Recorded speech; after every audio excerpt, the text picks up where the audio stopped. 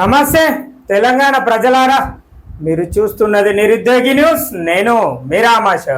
ఇక మీకు ముందుగా చెప్పే ముచ్చట ఏందులా అంటే, మన ఛానల్లో వార్త వస్తున్నప్పుడు మీకోసం నేను అని మన ఛానల్ నెంబర్ కనబడుతుంది. మరి మన ఛానల్ నెంబర్ 9966877787. మళ్ళోసారి చెప్తా ప్రజలారా, మన ఛానల్ నెంబర్ 9966877787. ఇక మీ ప్రాంతంలో ఏమైనా సమస్యలు ఉంటే వీడియో తీసి ఆ నెంబర్కి పంపిర్రి, లేకపోతే ఫోటో తీసి పంపిర్రి, లేకపోతే ఫోన్ చేసి చెప్పుర్రి. మన ఛానల్ అక్కడ ఉంటుంది. ఆ సమస్యను ఉన్నతాధికారుల దృష్టికి తీసుకెళ్ళి ఆ సమస్య పరిష్కరించేంత వరకు పోరాటం చేస్తా. ఇక ఇవాళ వార్తలు చూద్దాం. పెద్దపల్లి జిల్లాలో ఏం వార్తలు ఉన్నాయి, మరి నేను సాక్షి దినపత్రిక తీసుకొచ్చిన, మరి మన జర్నలిస్ట్ అన్నలు సాక్షిలో ఎట్లాంటి వార్తలు రాసిర్రో, ముఖ్యంగా ప్రజలకు ఉపయోగపడే అంశం ఏందో చూద్దాం. ఇక ఆసుపత్రులకు సుస్థి. ఎక్కడ ఆసుపత్రులు? వినూరి ఆసుపత్రులకు సుస్థి. గోదావరి ప్రభుత్వ జనరల్ ఆసుపత్రిలో అత్యంత ప్రమాదకరమైన నీటి కుంట ఇది. క్రిటికల్ కేర్ యూనిట్ నిర్మాణం కోసం 6 ఏళ్ల క్రితం వాటర్ ట్యాంకు కూల్చివేశారు. అక్కడున్న సుమారు 6 అడుగుల లోతులోని సంపును ఇలా నిర్లక్ష్యంగా వదిలేశారు. ఇటీవల కురిసిన వర్షపు నీటితో నిండి సంపు ప్రమాదకరంగా మారింది. ఇందులో పడి ప్రాణాలు పోవడం ఖాయం. పెద్దపల్లి ప్రభుత్వ ఆసుపత్రిలోని సెప్టిక్ ట్యాంకులో మంగళవారం జాన్ వెస్లీ అనే బాలుడు పడి చికిత్స పొందుతూ బుధవారం మృతి చెందిండు. అయినా అధికారులు ప్రమాదకరమైన ఇలాంటి గుంతలను పూడ్చడంలో మొద్దు నిద్ర వేయడం లేదు. ఇక నగరానికి జ్వరం వచ్చింది. నగరానికి జ్వరం ఇదేంటి, ఇవి వేరే వార్తలు. ఇది హాస్పిటల్ కాదు, ఇది హాస్పిటల్కి సంబంధించింది. నగరానికి జ్వరం వచ్చిందని రాసిండు. ఇక ఇంకేం రాసిండు అన్న అంటే, నోరు తెరుచుకొని మృత్యుకుహరంగా మారిన మ్యాన్ హోల్ ఇది. జీజీహెచ్ బ్లడ్ బ్యాంక్ ఎదుట ఉంది. గోదావరి ప్రభుత్వ ఆసుపత్రిలో కొత్త భవనం నిర్మిస్తున్న కార్మికులు, పేషెంట్లు, వారికి సంబంధించిన సంబంధికులు నిత్యం వేలాది సంఖ్యలో వస్తున్నారు. ఏ మారుపాటుగా ఉన్నా అందులో పడి ప్రాణాలు పోవడం ఖాయం. ఇక మీ అందరికి తెలిసిన ముచ్చట్నే, నిన్న పెద్దపల్లి జిల్లా ప్రభుత్వ దవాఖానల నిన్న ఇంచే మంగళవారం. ఇక మరి గుర్తుపెట్టుకోవాలి, మంగళవారం రోజు పాపం అనుకోకుండా ఒక బాలుడు సెప్టిక్ ట్యాంక్ లో పడి చనిపోయాడు. బుధవారం రోజు చనిపోయాడ పాపం చికిత్స పొందుతూ. మరి ఎందుకు నిర్లక్ష్యం ప్రభుత్వం అంటే, అన్నిట్లలో నిర్లక్ష్యమే. అన్ని విషయాలలో ప్రజల పక్షాన ఏ ప్రభుత్వం ఏర్పడినా కూడా, అటు గతంలో ఉన్న ప్రభుత్వం కావచ్చు, ఇటు ప్రస్తుతం ఉన్న ప్రభుత్వం కావచ్చు, మరి ఎందుకో ప్రజలు వీళ్ళకి ఓటేసి గెలిపించిర్రు అన్న ఆలోచన విధానం అనేది మర్చిపోయారేమో. ఇక అంటే పదవులు రాకముందు ఒక రకంగా చెప్తున్నారు, పదవులు వచ్చినాక ఇంకొక రకంగా చెప్తున్నారు. ఇక ఏమన్నా మాట్లాడితే ప్రస్తుతం ఉన్న ప్రభుత్వం గురించి చెప్పేది ఉంటే, మేము వచ్చిందే మొన్న 2 సార్లు ఎన్నికలు అయినాయి, 4 సార్లు ఎన్నికలు అయినాయి, ఇప్పుడు ఏం చేయమంటారు, మేము ఉన్న దాంట్లో ఇవే చెప్తారు తప్ప వేరే ఉద్దేశము వేరే ముచ్చట్లు చెప్పరు. ఇక సెప్టిక్ ట్యాంకు అంటే ప్రభుత్వ దవాఖానాలు కూడా, ప్రభుత్వ దవాఖానాలు కాదు ప్రభుత్వ దవాఖాన కూడా ఒక ప్రమాదకరమైన ప్రాంతంగా మారిపోయింది. ఒక పెద్దపల్లి జిల్లా అనే కాదు, ప్రభుత్వ దవాఖానాలు ఎక్కడున్నా తెలంగాణ రాష్ట్రంలో అదే పరిస్థితి మొదలుకొండు. ఇక ఈ అన్నయ్య చెప్పేది ఏంది, గోదావరి పట్టణంలో ఆడ ఉన్న వాటర్ ట్యాంకు నువ్వులు కొట్టి ఆడ సంపు తయారు చేసిరట, 6 ఏళ్ల క్రితం తయారు చేసిరట. మరి అదేమన్నా సిగ్గుపడాలనా లేకపోతే బాధపడాలనా, ఇంకేదైనా ముచ్చట. మనం ఏం మాట్లాడుకున్నా కూడా ఎంత తక్కువనే. ప్రభుత్వ విషయాలు, ప్రభుత్వానికి సంబంధించిన ప్రభుత్వ రంగ సంస్థల పైన మాట్లాడుకోవడం ఎంతైనా తక్కువననే చెప్పుకోవాలి. మనం పూర్తి స్థాయిగా మరి ప్రజలు ఓటేసి వీళ్ళని గెలిపించిరా లేకపోతే వీళ్ళే గెలిచిరా, మరి ఇది కూడా ఆలోచన చేసుకోవాలి. మొన్నటి ముచ్చట మాట్లాడుకుంటే, అంటే మొన్న మంగళవారం రోజు పెద్దపల్లి జిల్లా కేంద్రం, మరి అటు జిల్లా కేంద్రం అంటే అటు ముందు ఏది ఉంటుంది, జిల్లా అధికారులు ఉంటారు, ఇటు పోతే ఇంకా ప్రభుత్వ దవాఖానకు సంబంధించిన జిల్లా అధికారులు ఉంటారు. మరి అన్ని రకాల జిల్లా పాలనాధికారి దగ్గరలో ఉండడము, ఇట్లాంటి వ్యవస్థలు ఉండకాడ మరి ఇంతకైనా కూడా అంటే జిల్లా స్థాయిలోనే పరిస్థితి, అంటే జిల్లా కేంద్రంలోనే దవాఖానాల పరిస్థితి ఉంటే, ఇక మండలాల పరిస్థితి, గ్రామాల పరిస్థితి ఇక మనం చెప్పుకునే పరిస్థితే ఉండదేమో. మరి ఇది ఇట్లా మారిపోతూ ఉంది తెలంగాణ రాష్ట్రంలో. మనం ఎందుకు ఈ తెలంగాణ రాష్ట్రాన్ని తెచ్చుకున్నామో మనకి ఇంకా నాకైతే అర్థం కాదు.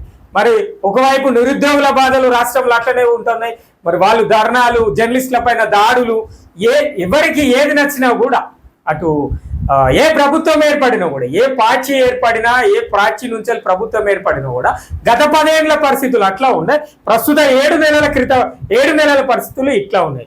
ఒకవైపు ప్రజలు చనిపోతున్నారు. ఎందుకు? నిర్లక్ష్యం, ప్రభుత్వ నిర్లక్ష్యం అనే చెప్పాలి. మరొక బాలుడు సెప్టిక్ ట్యాంక్ లో పడి చనిపోయిండు అంటే ప్రభుత్వ నిర్లక్ష్యమే, ప్రభుత్వ అధికారుల నిర్లక్ష్యం అనే చెప్పుకోవాలి.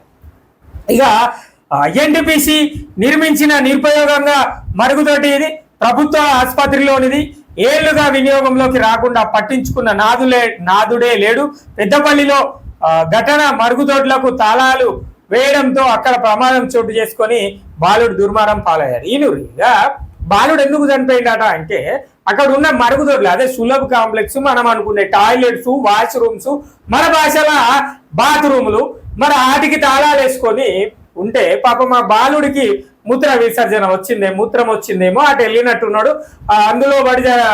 అందులో పడిపోయిన పరిస్థితి. అంటే ఎంత నిర్లక్ష్యం!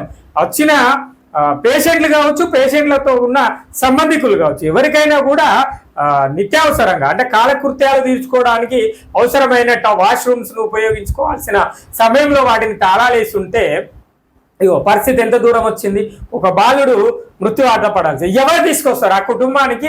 ఆ బాలుని ఎవరు తీసుకొస్తారు? అటు ప్రభుత్వం తీసుకొస్తుందా, ప్రతిపక్షం తీసుకొస్తుందా, లేదంటే ప్రభుత్వ వైద్యాధికారులు తీసుకొస్తారా? ఎవరు తీసుకొస్తారు? మరి ఆ కుటుంబానికి చెప్పాలి. ఎందుకు ఈ కడుపు కోతలు కోయడం? ఎందుకు తెలంగాణ రాష్ట్ర ప్రభుత్వము ఇట్లా చేస్తున్నది? అంటే గత ప్రభుత్వం చేసింది ఇదే పరిస్థితి కనబడుతున్నది, ప్రస్తుతం కూడా చేస్తున్నది ఇదే కనబడుతుంది. గతంలో ఒంటెడ్డు పోకడనే ఉన్నది అని చెప్పేసి ప్రభుత్వాన్ని మార్చిన తెలంగాణ ప్రజలు మళ్ళీ అదే కథ. అంటే ఎట్లా ఉందంటే పాత సీసాల కొత్త సారా అన్న పరిస్థితి కనబడుతుంది.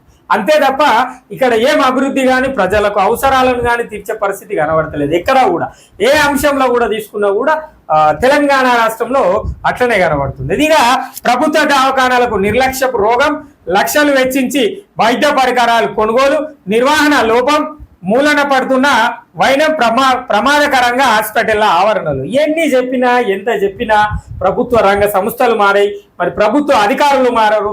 అదే విధంగా దాంతో పాటుగా అధికార పార్టీ నాయకులు అధికార పార్టీ ఏదైతే ఉంటుందో అందులో ఉన్న నాయకులు ప్రజల కోసం మేము పనిచేయాలి, ప్రజలు మమ్మల్ని గెలిపించారు, మమ్మల్ని నమ్మకంగా మమ్మల్ని ఈ ప్రాంత పరిపాలన కోసం మమ్మల్ని ఎంచుకున్నారు అన్న ఒక ఆలోచన ఉండేది ఉంటే ఖచ్చితంగా ప్రభుత్వ అధికారులు ఆ గ్రామంలో, ఆ పట్టణంలోనో, ఆ మండలంలోనో, ఆ జిల్లా కేంద్రంలోనో కొంచెమన్నా అధికారులకు సోయొచ్చే అవకాశం ఉంటుంది.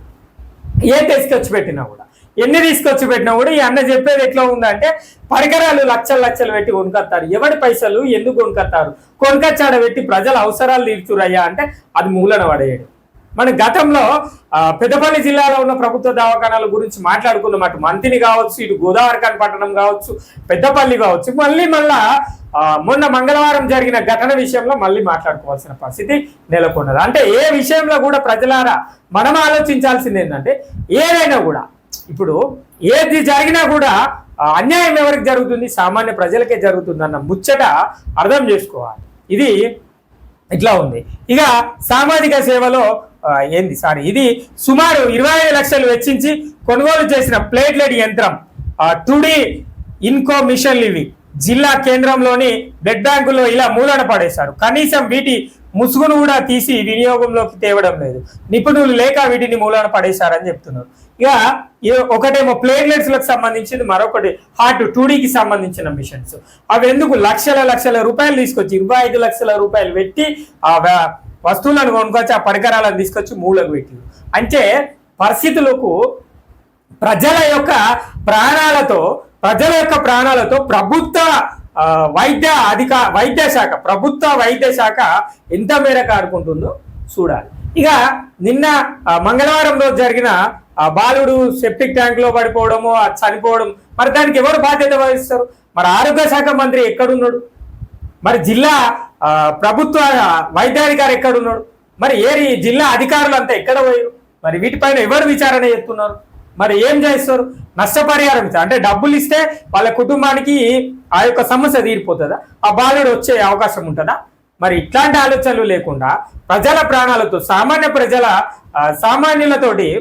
ప్రజల జీవన విధానంతో, జీవులతోటి ఎందుకు ఇట్లాంటి ఆటలు ఆడుకుంటున్నారో ప్రభుత్వ అధికారులు కావచ్చు, ఇటు ప్రజా పాలకులు కావచ్చు, ఎవరైనా కూడా ఎందుకు ఈ నిర్లక్ష్యపు ధోరణో మరి అర్థం కాలేదు. కానీ ప్రజలను మనం అర్థం చేసుకోవాలి. ఏంది ప్రభుత్వం ఏది మారినా కూడా గతంలో కేసీఆర్ సార్ ప్రభుత్వం ఉన్నప్పుడు కూడా ప్రజలపైన ప్రభుత్వ అధికారులు కావచ్చు, ప్రభుత్వం కావచ్చు ఒంటరి పోకట్నే చూపెట్టింది. ప్రస్తుతం కూడా కాంగ్రెస్ ప్రభుత్వం ఏర్పడినా కూడా అదే పరిస్థితి నెలకొంటారు.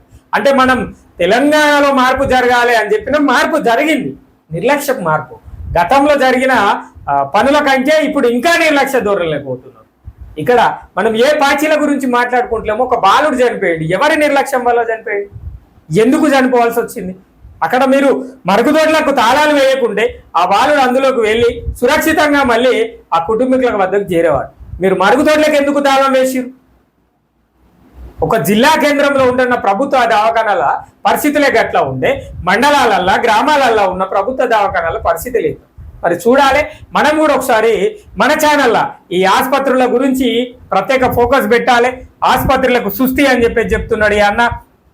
ఇక నిర్లక్ష్యము వీడరు, తీరు మార్చుకోరు. ప్రభుత్వ ఆసుపత్రిలో కొందరు వైద్యుల పనితీరు విమర్శలకు దారితీస్తుంది. జిల్లా కేంద్రంలోని ప్రధాన దవాఖానాలతో పాటు గోదావరికని, మంతని, సుల్తానాబాద్ ఆసుపత్రుల్లో వైద్యుల పనితీరుపై విమర్శలు వస్తున్నాయి. సమయపాలన పాటించరు, అత్యవసర సమయాల్లో అందుబాటులో ఉండరు, పేషెంట్ల ప్రాణాల మీదకి తెస్తారు. గత నెలలో డెలివరీ సమయంలో వైద్యుల నిర్లక్ష్యంతో బాలుడు చెయ్యి విరగగా ఇటీవల సర్జరీ చేసి కడుపులో దూది మర్చిపోయిన ఘటన వైద్యుల నిర్లక్ష్యాన్ని ఎత్తి చూపుతున్నాయి. తాజాగా మంగళవారం సెప్టిక్ ట్యాంకులో పడి బాలుడు మృతి చెందడం వైద్యుల నిర్లక్ష్యానికి నిదర్శనంగా అనిపిస్తుంది.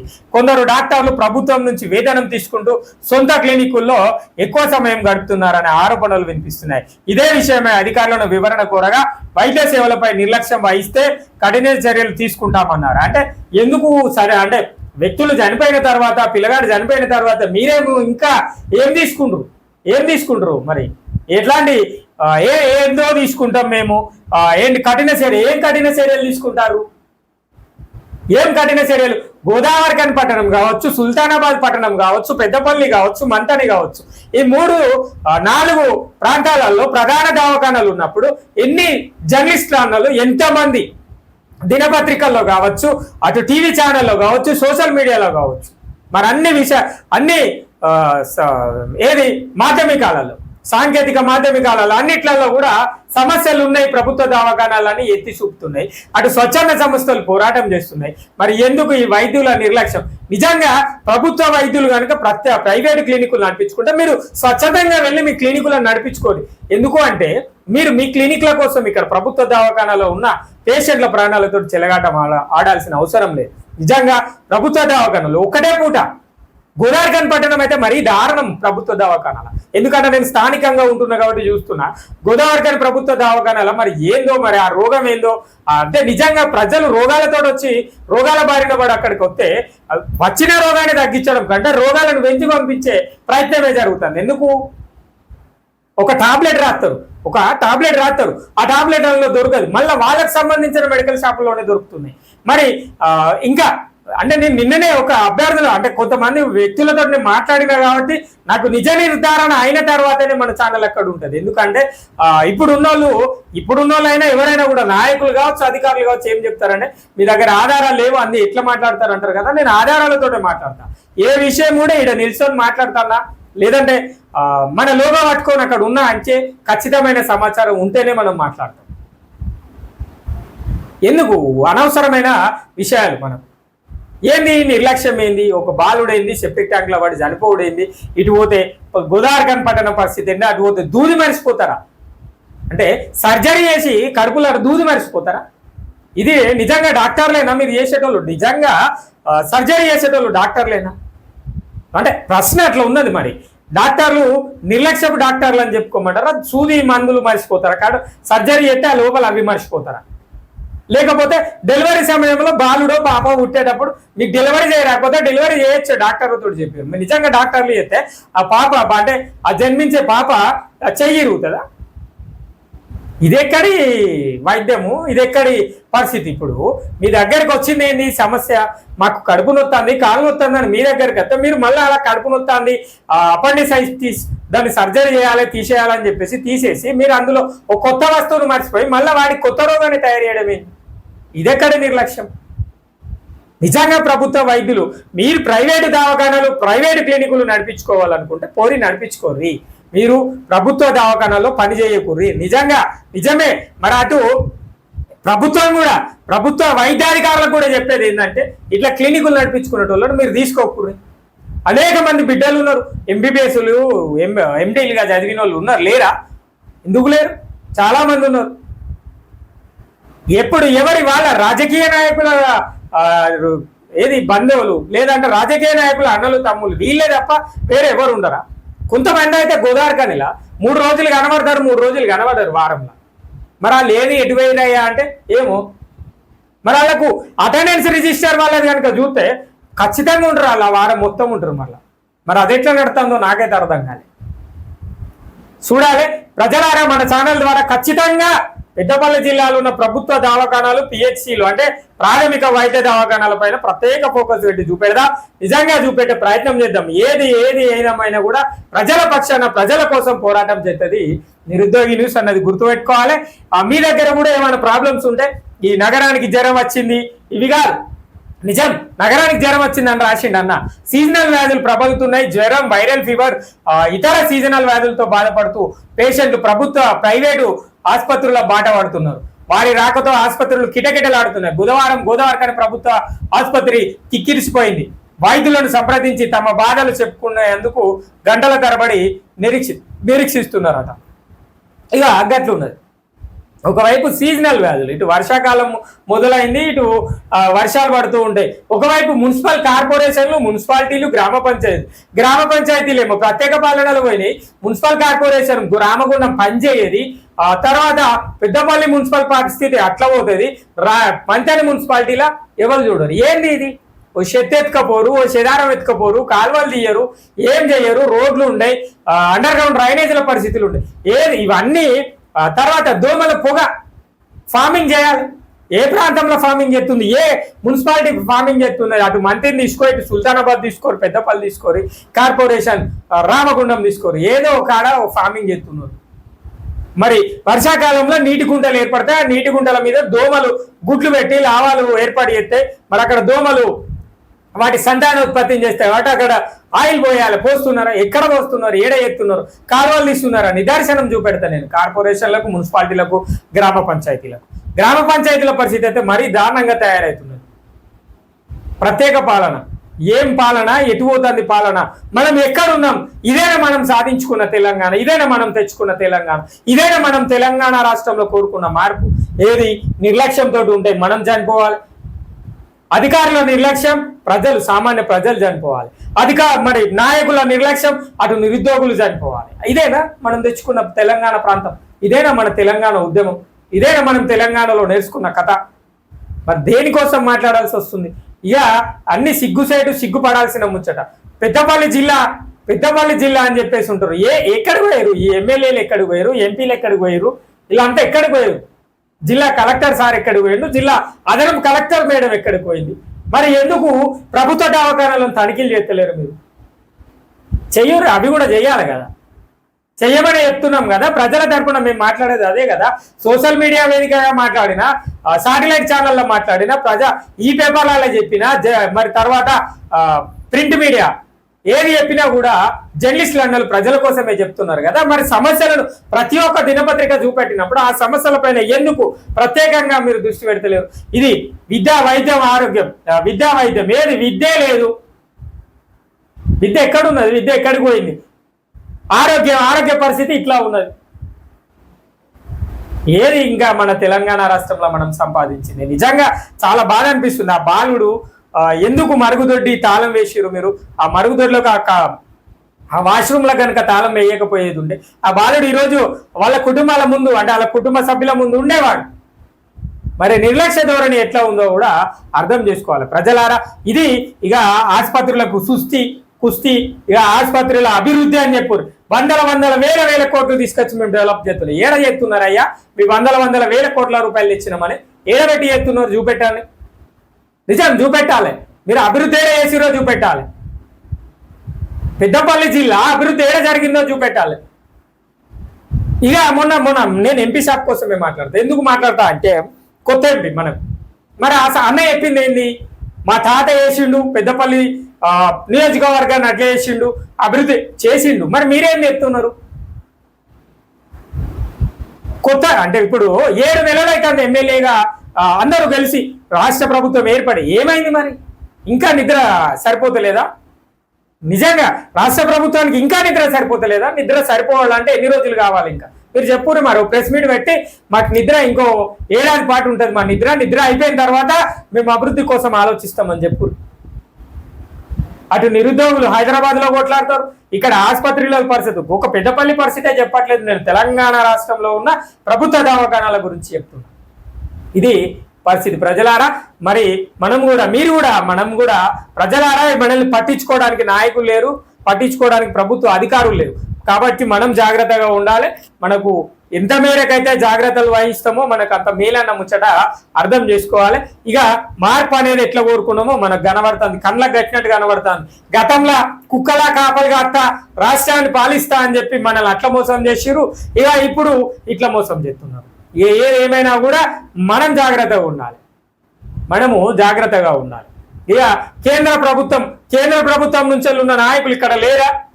ఉన్నారు. ఇక వాళ్ళు ఏం చేస్తారు? వాళ్ళకి సంబంధించిన వాళ్ళు చేసుకుంటారు. ఇట్లా ఉంది ప్రజలారా. మనల్ని ఎవరు పట్టించుకోరు, మన బాగోగులు మనమే చూసుకోవాలి. మీ అందరి కోసం మీ సమస్యలను ప్రభుత్వం దృష్టికి, అధికారుల దృష్టికి తీసుకెళ్లి ఆ సమస్య పరిష్కారం అయ్యేంత వరకు పోరాటం చేస్తాం. మీకు ఎవరికైనా గోదావరిఖని పట్టణమైనా పెద్దపల్లి జిల్లాలో ఎక్కడైనా ఆసుపత్రులలో కావచ్చు, లేదంటే ఏ సమస్య ఉన్నా మన ఛానల్కి ఫోన్ చేయరు, మన ఛానల్ ఆడు ఉంటుంది. ఆ సమస్యను తీసుకోవద్దాం, మనం అధికారుల దృష్టికి తీసుకుపోతా అని చెప్పిన నేను మీకు ముందు నుంచి అని చెప్పేది. ప్రజల కొరకు ఎన్నుకోబడ్డ నాయకులను అస్సలే చూపెట్ట నేను. వాళ్ళు వేయరు, వాళ్ళతోటి కాదు పని. ఏ నాయకులైనా, గత నాయకులైనా ఇప్పుడు ఉన్న నాయకులు ఎవరైనా కూడా నేను చెప్పేది అధికార యంత్రాంగం జిల్లా అధికార యంత్రాంగం మొద్దు నిద్రపోతే రాష్ట్ర అధికార యంత్రాంగం ఉంటుంది. రాష్ట్ర అధికార యంత్రాంగం మొద్దు నిద్రపోతే వాళ్ళందరి కోసం రాష్ట్ర గవర్నర్ ఉంటాడు. రాష్ట్ర గవర్నర్ కూడా ఏమైనా పట్టించుకోకపోతే రాష్ట్రపతి ఉంటాడు. ఇది మనం చేసే పద్ధతి. నాయకులకు చెప్తే ఏమున్నది? మనకు నాయకుల కోసం నాయకుల కోసం ఎక్కడ చెప్పమంటాం? మనకు అభివృద్ధి కావాలి అని మనం పోయి అడిగితే చేద్దామనే చెప్తారు. ఆసుపత్రుల గురించి చూడంటే ఈ పాపం పిల్లగాడు చనిపోయిన తర్వాత అందరూ పోయి స్టైల్గా చూస్తారు. ఏమైందా? అరే అట్లయిందా, ఇట్లయిందా? ఏం చేస్తారు మీరు? పోయి చూసి చేసేది ఏమన్నా ఉన్నదా? చనిపోయిన ఆ బాలుని తీసుకొచ్చే పరిస్థితులు ఏమన్నా ఉంటాయా? ప్రజలారా, మనం ఆలోచన చేసుకోవాలి. మనం ఏంది, ఎక్కడున్నాం, మన పరిస్థితులు ఎట్లా ఉంటున్నాయి, మన పరిస్థితులు ఎట్లా మారుతున్నాయి, మనం దేనికోసం ఆలోచన చేసినాం.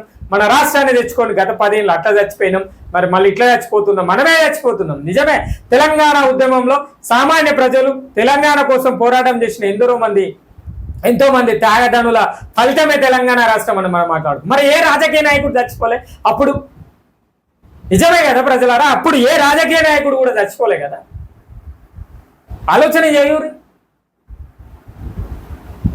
చేయాలి. అప్పుడు తెలంగాణ అప్పుడు ఏ రాజకీయ నాయకుడు కూడా చచ్చిపోలే. ఎవరి స్వలాభాల కోసం వాళ్ళు చేసిరనే ముచ్చట చెప్పుకోవాలి. ఇక ఇప్పుడు కూడా మన పాలన, మన పరిస్థితులు, అధికారుల నిర్లక్ష్యం, ప్రభుత్వ నిర్లక్ష్యం, సామాన్య ప్రజలే చచ్చిపోతున్నారు. అటు నిరుద్యోగులు కూడా ఏది ప్రభుత్వ నిర్లక్ష్యంతో మొన్న డిఎస్సి బిడ్డలు చూస్తున్నాం కదా, ధర్నాలు ఉస్మానియా క్యాంపస్లో, సిటీ లైబ్రరీలలో, ఏంటి ఆ పరిస్థితి, అశోక్ నగర్ సెంటర్లలో. ఇవన్నీ మనమే కదా. గతంలో మనమే నష్టపోయినాం, ప్రస్తుతం కూడా మనమే నష్టపోతున్నాం. ఇది ఒక్కటి ఆలోచన చేసుకోవాలి. ఏదున్నా సమస్యలు ఎట్లున్నా కూడా మనం ప్రభుత్వం దృష్టికి, ప్రభుత్వ అధికారుల దృష్టికి తీసుకుపోయే ప్రయత్నం చేద్దాం ప్రజలారా. ఇది ఇవాళ ఆసుపత్రులకు సుస్థి ముచ్చట.